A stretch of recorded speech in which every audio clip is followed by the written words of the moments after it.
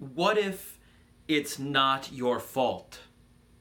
What if you're suffering because of the sin of another person? All this week, we're going to be looking at the life of Joseph from the last part of Genesis. I'm going to be linking everything down below as far as Bible verses go. We'll be covering a lot of stuff, so I won't be quoting it directly during the devotions this week. Joseph was sold into slavery. It wasn't his fault he was a slave. His brothers, in a fit of jealousy, had faked his death, sold him, and now Joseph was a slave in an Egyptian household. I don't know about you, but in those kind of circumstances, I don't think I'd be serving really well. I'd probably be really sullen and complaining and doing as little as possible.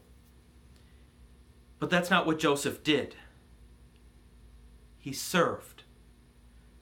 From his father's favorite to the lowest slave, and he still chose to serve. In fact, he served so well that he became in charge of all of his master's household. And that's something for us to learn from. But I just said, I don't think I do that. When it's not my fault, I don't like serving. The answer isn't finding an example in Joseph, but seeing Jesus, who served in my place. See, Jesus, it wasn't his fault he was here. It was my fault. It was because of my sin he came. And yet Jesus chose to serve me and you.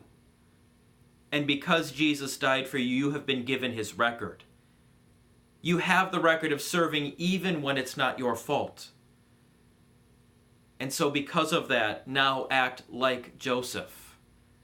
Now because you have that record, serve, even when it's not your fault.